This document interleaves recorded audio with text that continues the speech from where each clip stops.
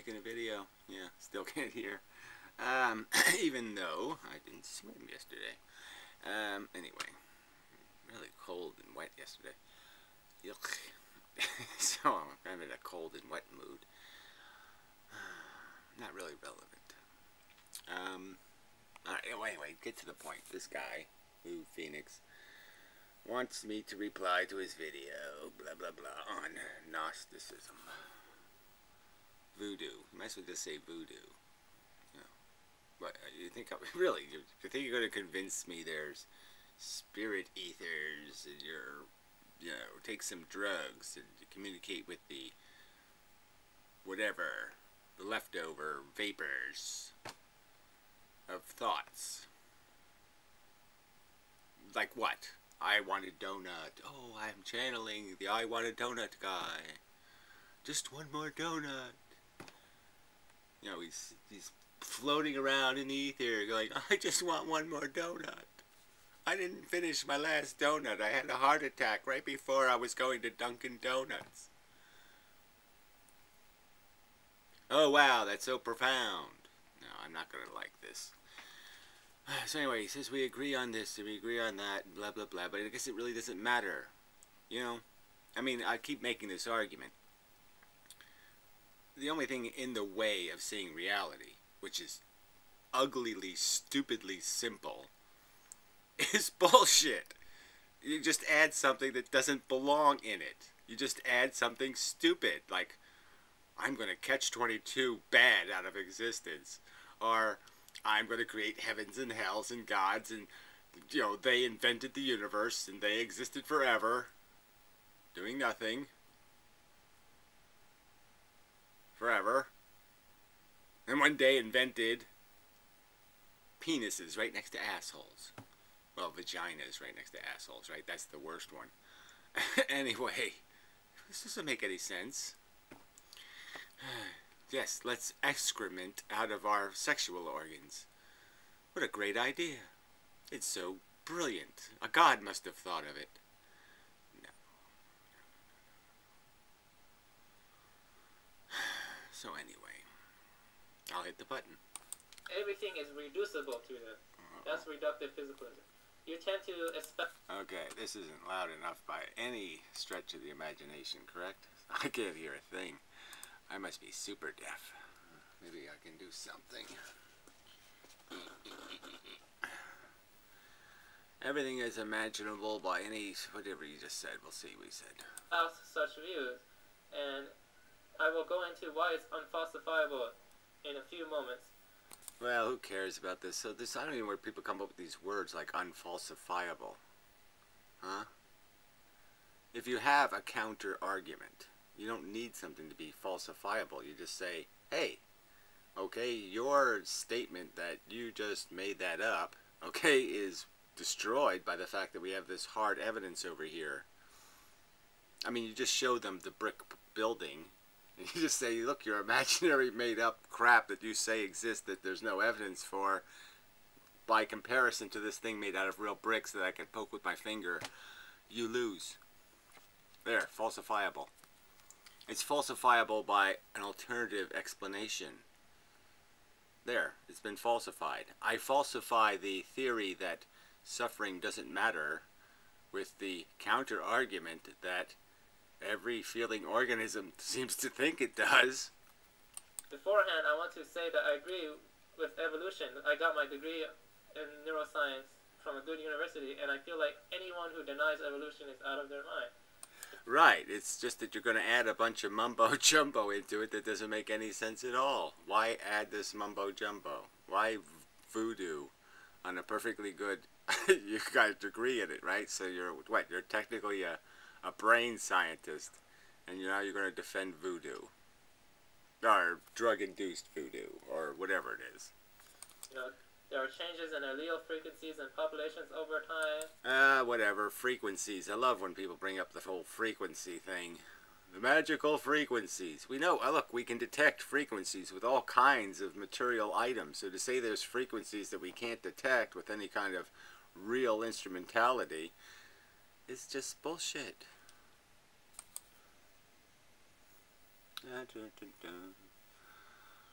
that leads to changes or modifications in morphology, physiology, or behavior. This is due to natural selection, mutations, gene flow, genetic drift, and non-random mating. There are selective pressures on groups such as stabilizing, directional, sexual, and disruptive selection. Right, and we can all see that it's all quite fucktarded. So there's no rationality to any of it. There's birds, as I've brought up, that just collect blue things just to prove, look, I can do it.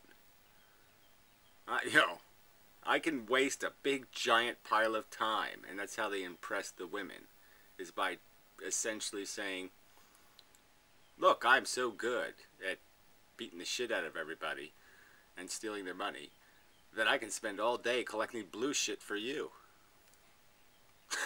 Yeah. Wow. That's brilliant. And there's also a kind of redundancy to evolution too, which is why we see from yes, zillions and zillions of redundancy. Sea turtles having their little brains picked out over and over and over again. Over for millions and millions of years. Yes. Organs getting ripped out of zebras. Lovely. Just structures everywhere, and we see the old saying, nature likes to recycle itself. Look at the description. Evolution, the trajectory of it, has been modeled based off fractal geometry. Well, it doesn't have any trajectory, so this is just silly. Dragonflies have been the same little beastie for 300 million years. It doesn't have a trajectory.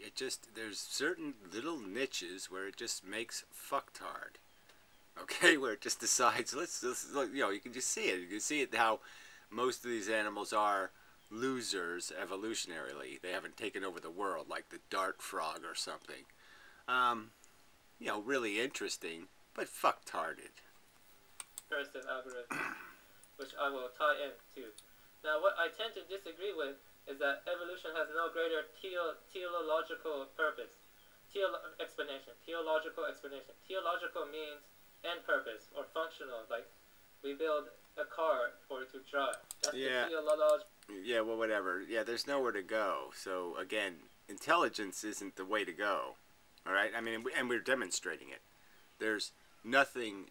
Everything about intelligence is entirely like real intelligence, like thinking about these concepts as concepts. Consumption, reproduction, cannibalism, addiction. This isn't a game something intelligent plays. And intelligence doesn't play, I'm going to play deserve, has nothing to do with it. Or I'm going to play, let's collect a bunch of blue shit to satisfy a desire I didn't need to have in the first place. And intelligence doesn't say, yes, let's spill a bunch of sewage into the water, and then we'll spend the rest of our lives picking it out one little piece of poo at a time. Intelligence doesn't play that. Explanation, that's what it. And so, the reason why I have a problem with accepting there's no teleological explanation is simple, because I think the mind is not completely epiphenomenal or reducible to brain activity. Right. So you believe in fairies, dwarves, leprechauns. Pick one. Pick any. Pick them all. Boogeyman. The boogeyman really exists. And, you're what? I'm sorry, I don't want to be mocking, but come on. You're a brain scientist, and you effectively believe in the boogeyman. Come on. And I will have a perfect quote to explain this. And I will read this quote. It's from Lieberman, a famous neuroscientist. Oh, great. A famous neuroscientist. Yeah. Everything is just becoming a pseudonym or an antonym or no, a synonym for crazy fuck. So now even brain surgeon is crazy fuck.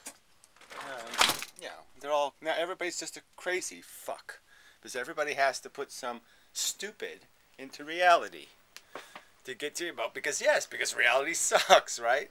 And so somehow they can't see past the idea that it's not about what you want the truth to be. It's about what it is.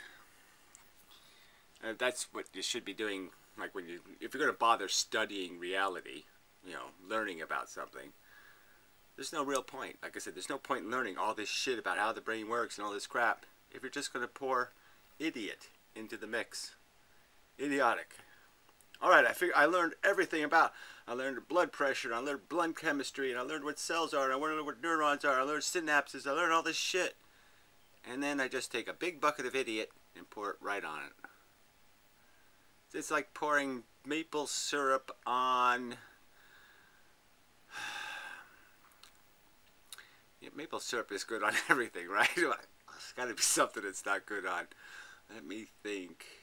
Italian ice. Yeah. Maple syrup on an Italian icy. Yeah, that would be no good. Or a grape popsicle. Scientist. And the quote is in the description also, so I will read it to you. Oh, exciting. I am a neuroscientist, and so 99% of the time, I behave like a materialist, acknowledging that the mind is real, but fully dependent on the brain. But we don't actually know this. We really don't. We assume our sense of will is a causal result of neurochemical processes in our brain. Yeah, I think we do know it, though. Factually. I think we do. I think we do know, because there's so many of those aberrant cases. You know, somebody born with half a brain, or then somebody has a big steel rod shoved through their, well, I guess it was shoved through this way. It goes through the fucking middle of their brain and turns them into an emotional imbecile. We see these examples. But this is a leap of faith. Perhaps the brain is something like a complex radio receiver that integrates consciousness signals that float around in some form. Well, it's got to be more complex radio receiver than any radio receiver we've ever invented, and that would be kind of silly, I think. I think it's just kind of silly to say that neurons, besides doing all this synapse crap and all this other complex chemistry, are also, you know, have a bunch of radio transmitting devices built into them. I think that's just kind of silly. Perhaps one part of visual cortex is important for decoding the bandwidth that contains motion consciousness, and another part of the brain is critical to decoding the bandwidth that contains our will. So that contains our will. I don't even know what that means. The bandwidth that contains our will? And I don't know why it would have anything to do with the visual cortex. Again, very, I mean, obviously, you know, but would you think this is happening? The wildebeests are receiving radio signals.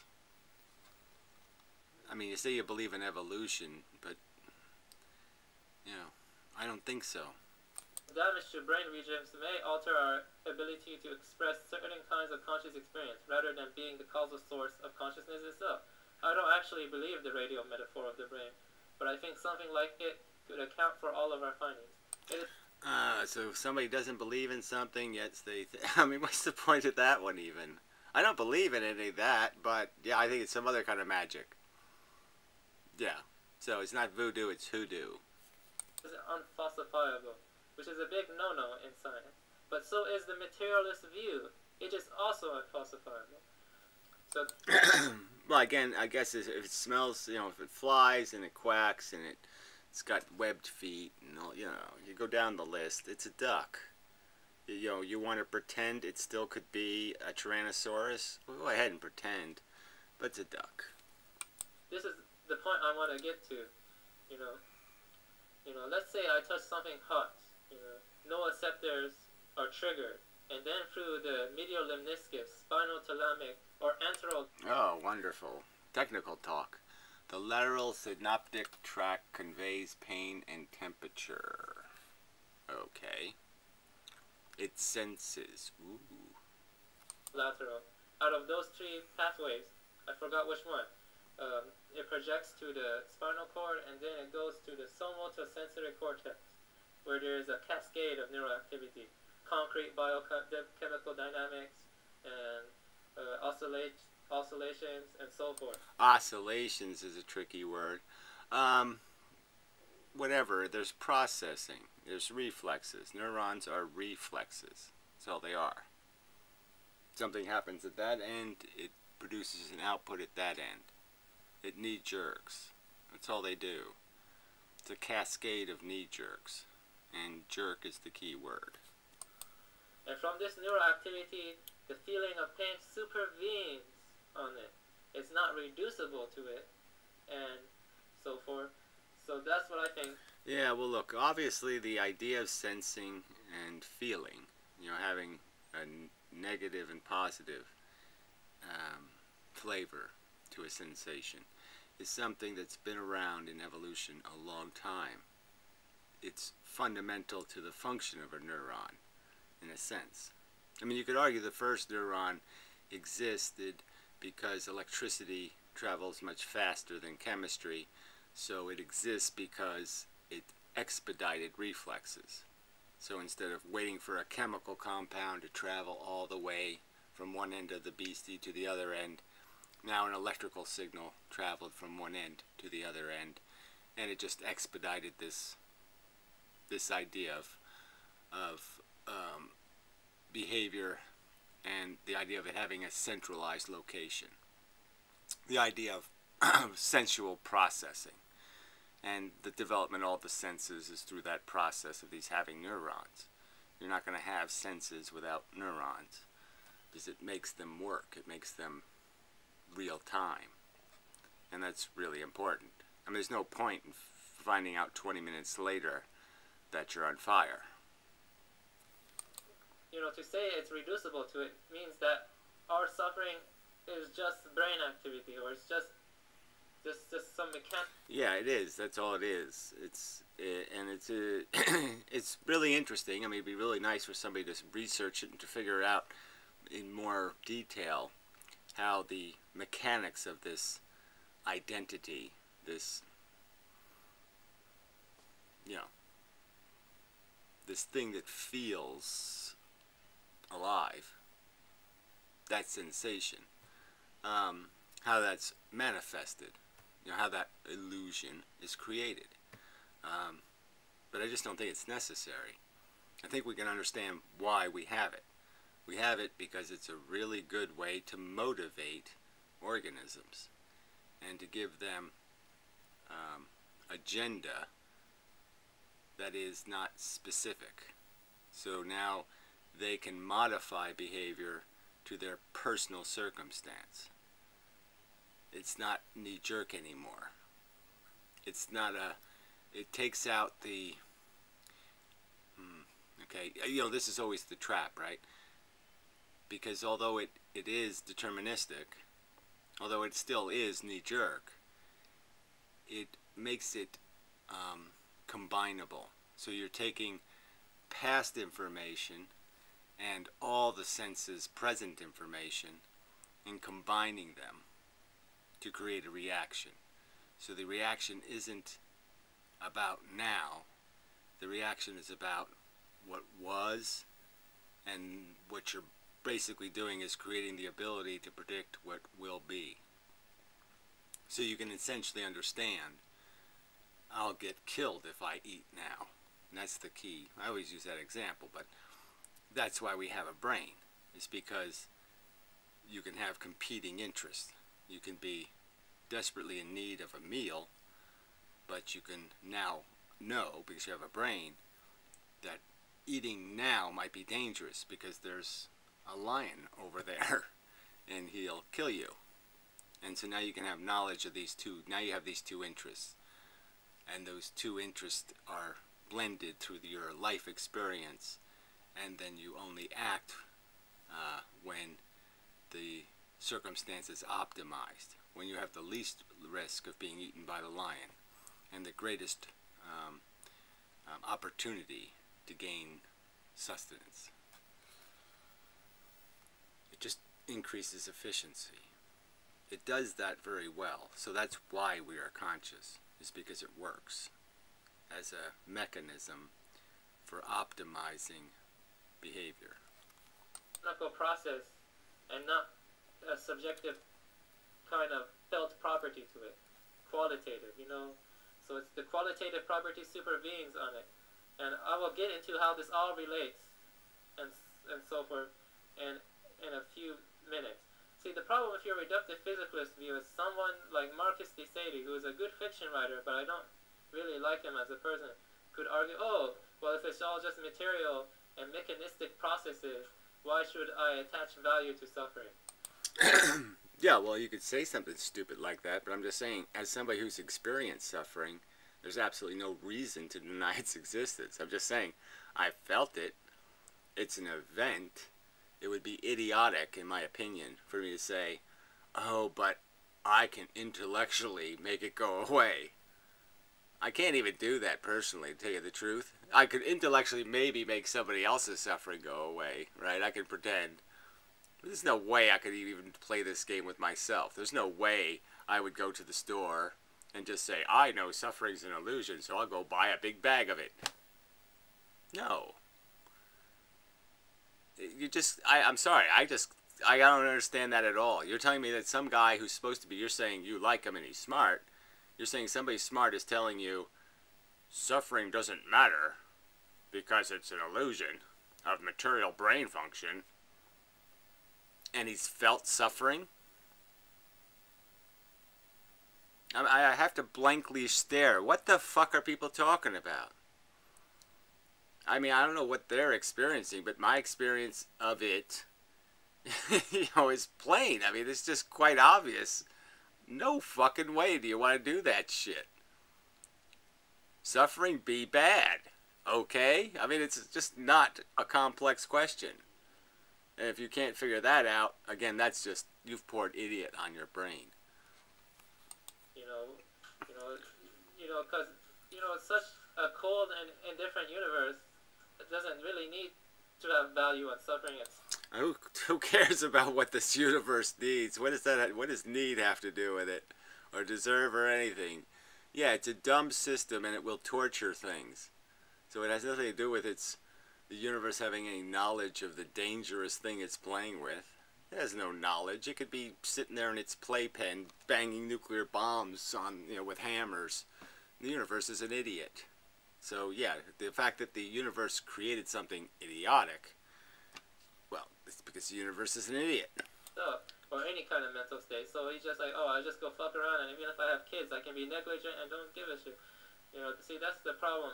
Well, you say it's a problem. I'm saying if somebody's going to pour that much idiot on their brain, you're not going to solve it with your Gnosticism. Sorry. You're not going to solve it with voodoo. Because they'll just turn the voodoo into they'll pour idiot on your voodoo.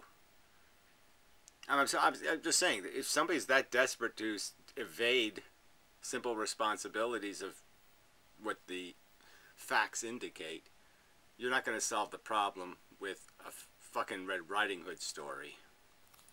With such a view, but here's what I would argue. I would argue that evolution is inherently cruel. It's inherently wasteful. It kills, in some species, 1 million children to create one adult. That's right, it slaughters them. It cuts their heads off. It cuts their arms and legs off. It splits them down the middle, has their guts fly out. It kills them in this brutally harsh way to create one individual that gets to have sex. That's it. Yes, that's ludicrous. That's evolution. It's fuck-tarded. Evolved to devour each other and eat each other and... Yes, because it just doesn't give a fuck. It's just a replicating molecule, and so it has really nothing to do with the universe. It's just it's just the consequence of creating a replicating molecule that has absolutely no rules governing function. And so it can go anywhere in terms of, there's virtually no limit to the experiment it will approve. Okay, if it survives, it will be approved, no matter how just grotesquely insidious it is. Everyone who gives rise to kids does it out of a selfish purpose, because they like to see themselves in their kid. They want to see themselves reflected in the kid. Well, again, that is just so immature that again, this is a conversation where you're saying, now, shouldn't people be up to some level before you expect them to understand reality? And if that's all if they can't recognize that that's just a personal, egoistic ambition, at least admit that. First, as a measure of having a conversation about it. I'm not saying they don't necessarily that they change their desire. They can still desire it, but not to admit what it is. It's just idiotic. Similar to how evolution loves to recycle itself. If you look at all scales of reality, mental scope. Oh, fuck. Telecapacitive activity is recursive to and leads to self-awareness. So whatever, who cares? Also check out the prevalence of self-similarity in nature and evolution. Self-similarity. I don't know what that means. But no, I'm not checking out something called self-similarity. Too gay. Thank you very much. Microscopic, and macroscopic. We see self-similarity on all those levels. Even on the quantum scale. Yeah, well, whatever. There's no quantum scale. There's no quantum bullshit anyway. You did mention that a little bit, you know. Physics is all wrong. Anyway, no magic photons. Let's see, what do I want to say to this? Obviously there's patterns that will be replicated as working patterns, strategies, war strategies even, right? And they can be subtly different in terms of, well, our chess strategies. They're similar but different, you know, a little change in nuance. But and so there's going to be a redundancy in the pattern of, you know, either you go completely defensive or you go completely offensive. And yeah, so you'll see that in the biology. You can see it in the physical mechanics. You know, although the atom isn't exactly a solar system, it's not terribly dissimilar. Same conceptual idea of things being trapped by a gravity in an orbit. We see fractal space-time geometry. So, I would argue I have strong suspicion to believe that the malevolent and cruel movement of evolution is because it wants to see itself everywhere, analogous to the... It wants. Evolution wants. No. Foul. Evolution doesn't have no brain. And obviously, evolution is a reward and punishment system. And obviously, there's going to be patterns that are going to be rewarded. And that's all you're really seeing, is that themes are going to be rewarded. Predator-prey relationships will develop. And there'll be a similarity to it. The Australian marsupials largely duplicated the African mammals in terms of relationships. Father who gives birth to a kid because he loves to see himself in his kid. You know what I mean? So in a way, well, whatever. Like I said, that's all ego psychology, and that's just so easy to dissect. So maybe you should have taken some psychology or psychiatry courses with your neuroscience to understand that that's just a phenomenon of a dick mechanism, you know, the alpha kind of syndrome, and it has nothing to do with anything. No, there's no woo-woo required to explain the psychology of ego. I'm not trying to anthropomorphize evolution. I think you just did when you said evolution wants. That was pretty anthropomorphic. Yeah. I'm just saying that it's kind of similar to Azathoth from Lovecraft fiction. You know, it has a kind of Lovecraftian aspect to it, or maybe a Poish or Legotian or something, some kind of malignant, cruel cosmos, and a motion that is cruel in itself. Well, whatever. I don't know what any of that mush means. What, you're inventing Satan now? You know, the universe wants to hurt us? I don't think that's true. That it brings us... It's just a train wreck. Us to suffer, and it is suffering itself, because it has like a mind-like characteristic. In my worldview, evolution, or the, you know, von Hartmann, who I'm going to link in the description too, he argues something... Yeah, well, link to a bunch of nutters isn't going to get you too far. I'm sorry. I mean, the fact that there's crazy people on Earth, and the fact that some have college degrees doesn't mean shit to me. There's lots of people with college degrees talking absolute shit. So, you can spout all the names you want, but most people like the Pope, you know, are some kind of mullah in Iran. So why don't you quote the mullah in Iran and the Pope if you want to go by popularity of authority? Yeah, I'm not listening to either one of them either. Similar too. He says that the unconscious is not entirely localized in the brain or cognitive processes, that the self-organization of the cosmos or a phenomenon is due to this driving force. Yeah, well, whatever. There's absolutely no evidence for any of this mumbo jumbo. Okay, we have dissected enough of the universe to understand the basic mechanics, and although we don't see the particulates that make gravity up, and they are real, gravity's a thing, the rest of the things we do see. And we could start with photons, which are almost gravity. They're just gravity with a frequency. So we've seen the little bits. We have the little bits understood to some extent, and there's no other super little bits. There's no other element missing now, well, especially now that I fixed physics. So, you know, there's no room for this mumbo jumbo. It's a kind of voluntarism, which says that will is primary and reason is secondary, you know, and so it's... Yeah, well, that will and reason thing I want to get to, that's that whole Hume bullshit. You know, and so, you know, Logic Rolls the Dice posted a whole bunch of drivel on that subject. And it's drivel, in my opinion, in the simple argument that obviously the machine is motivated by emotions or passions or something that has authority in its brain says do that. But the reason why we do certain things that are altruistic in their function is back to ego again. It's because we've acknowledged the existence of something called the truth, and we've acknowledged there's something called good and bad behavior.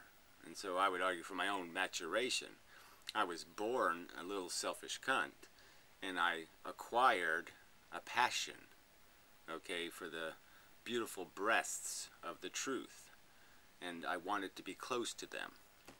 And the closer I got to them, the harder my dick, so to speak, got. And yeah, that's how I developed a passion to not be a hypocrite and not be an asshole, because I learned that these are bad things. And to retain my mojo, you know, to keep the blood flowing to my nuts, I had to have integrity. I had to have a sense that I have done an honorable job. I fought an honorable fight. And so I would be dishonoring the truth. And that would be a violation. That would be a rape of sorts. And to commit such a crime would be obnoxious to my sense of self. And so clearly, that's the passion. So when somebody has a passion for the truth, then Hume is full of shit, because now all intellectual reasoning becomes keenly important to that passion.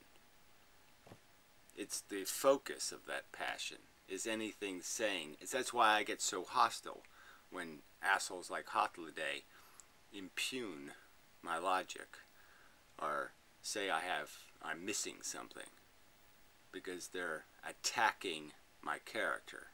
They're saying that somehow I'm not seeing the truth, or I may be deliberately hiding it from myself, or I might be distorting it. So they're accusing me essentially of a kind of rape of what I consider to be the goddess. And I would never rape the goddess. That kind of thing. But that's all it takes. Once you love the truth, Hume is wrong then, because now you're entirely, everything intellectual becomes critically important to your motivation. You become driven. It's like even Anticontivant, he's kind of conceding that argument. Yes, you become driven by this idea of failure. Failure becomes defined as, you know, feelings of guilt, feelings of failure. Becomes completely, you become completely obsessed. It's just like an Olympic athlete, or you could compare it to so many things. And there's some guys, right, the real guys, they would never cheat. Because that would just be a complete destruction of everything they're worked to be. Yeah. Anyway, I don't want to get into a long thing on that, but it's not that complicated. I mean, it's a little complicated, but it's not that complicated. It drives evolution and its desire of redundancy. Like, look at the drives evolution. See, again, there's really is no driver. The driver is if it can happen and it can survive, you're in trouble.